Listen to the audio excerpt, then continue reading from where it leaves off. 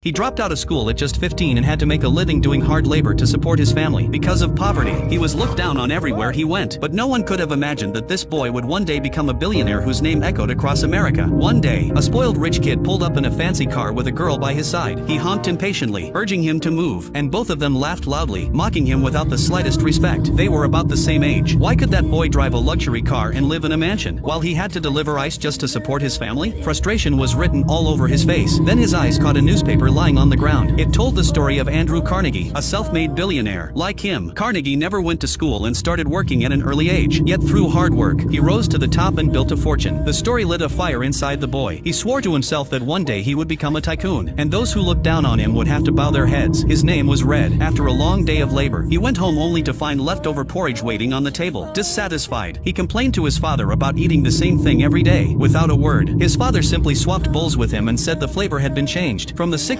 came the sound of his mother's cough. Her condition had worsened again. Red demanded to know why his father didn't buy medicine, but all he got was the same helpless reply. There was nothing he could do. Angry, Red slammed the newspaper down in front of him and declared that one day he would be a billionaire. He would buy the whole hospital and hire the best doctors to cure his mother. But his childish vow brought no encouragement. His father only said, "You ain't ever gonna be rich. The only thing you're ever gonna be able to count on is coming up on the short end. That's what was handed me by my daddy, and I'm sorry, but that's all you're ever gonna get from me."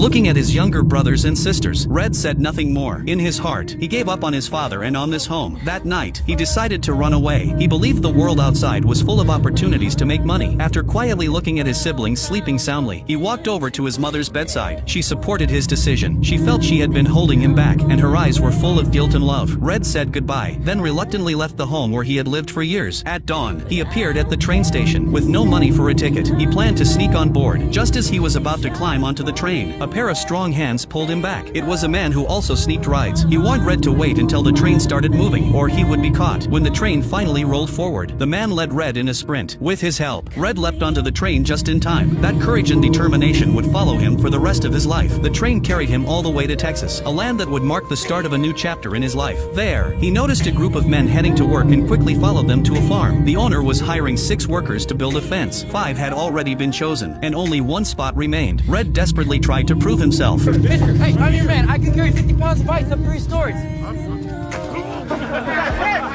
The farmer laughed and was impressed by his spirit. He gave Red the job, but driving posts into the ground was grueling work. Red was small and weak. When he finally managed to hammer in a post, a co-worker knocked it over with one push. He became the target of ridicule. Maybe Mr. Early can have you build him a rabbit fence next. Unwilling to give up, Red kept working even while the others rested. One of the young men who had mocked him earlier saw his effort, brought him water, and the two became friends. That night,